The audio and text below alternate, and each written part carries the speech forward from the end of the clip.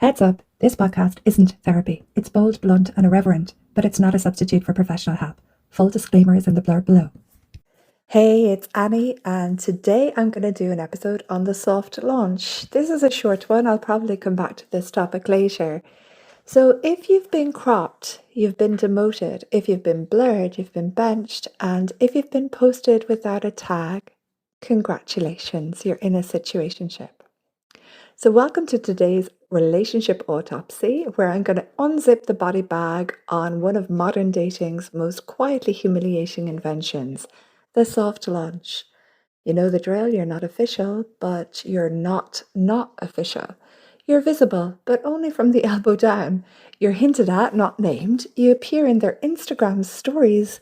Ooh, kind of like a ghost. A laugh off camera, a drink across the table, and a shadow in the sunset.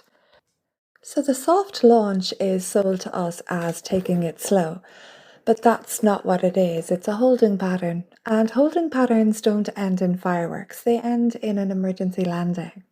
So let's look at the scene of the crime. You think you're in a relationship, they think they're in a beta test. You're introducing them to your friends, and they're introducing you to their phone's crop tool. Every picture you're in looks like a police evidence photo where your face is protected for legal reasons. So soft launch behavior is strategic ambiguity. It says, I want the perks of a relationship without the accountability. I'm keeping my options open, and I need an exit door that doesn't make me look bad. Let's look at the autopsy findings. So the first one is the cropped companion syndrome. So you're never fully seen, no tag, no caption, no clarity. Your relationship lives in the shadows, not because it's sacred, but because they don't want it examined. And then we have the fear of the full launch. Hard launches, the post with your full face, your name, your tag, or declarations. Soft launches are rehearsals that never open on Broadway. So these are ego management tactics. The secrecy protects them, not you. It shields them from embarrassment, from jealous exes, from having to admit to anyone, including themselves, that they've chosen you. And then we also have to mention the backup plan theory. They don't soft launch their forever. They soft launch their option. You see, the ones they're sure about, they announce. The ones they're not, they crop. Let's examine possible motives. You know the hidden agenda file? Let's be brutally clear. A soft launch isn't always romantic caution. Sometimes it's PR with teeth.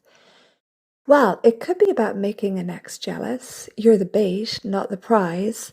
Keeping the bench warm is another option. They don't want to scare off other prospects. Image management. Perhaps they don't think that you fit their brand. Then we've got career optics. They think single sells better. And then you've got the testing phase. You're on probation and no one ever told you.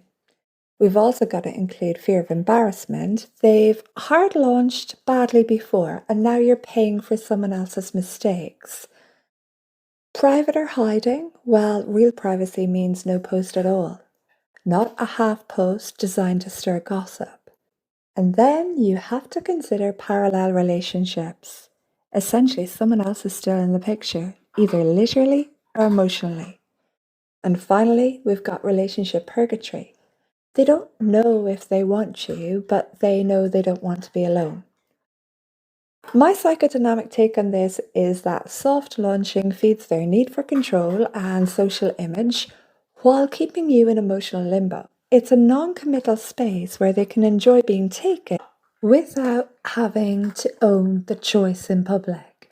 And it's often less about you and more about the unresolved relationships in their past and unresolved self in their own head. So time of death? Yeah, death by 1,000 maybes. Every crop photo, every ambiguous post, every moment you're hinted at instead of claimed is a slow leak in the dignity of the relationship.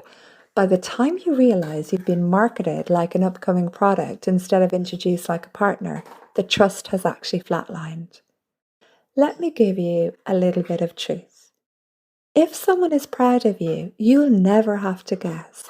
If they're hesitant to show you to the world, They're not afraid of jinxing it, they're afraid of claiming it. And a relationship someone is afraid to claim is a relationship already on life support. If you have to wonder whether you've been launched, you haven't. And if you've been cropped, blurred, or left untagged, stop auditioning for the role of official partner. The casting director has already chosen, and it's not you. Let me give it to you really straight. If someone truly values you, they don't launch you like you're a seasonal product or hide you like a guilty secret.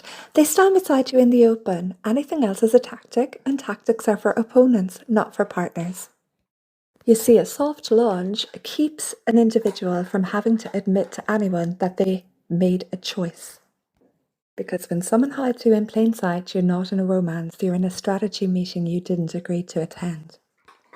All right, so that's today's autopsy complete, but here's the thing. The soft launch is not the end of your story. If someone won't stand beside you in the daylight, you don't wait for them to grow a spine. You walk yourself out into the sun and take the whole damn spotlight with you. Because the right person, they won't crop you out. They'll hold the camera steady, frame you beautifully, and hit post with a grin and with pride. Not because they have to, but because they can't wait to show the world they found you. So if this episode hit a nerve, take it as your invitation to raise the bar. Your next chapter doesn't need blurred edges or strategic ambiguity. It needs full colour, full light, and full pride in who you are. Go claim it. I'm Annie. Thanks for listening to Path Alchemy and this relationship autopsy. If you like it, share it. Have a really great day. Bye.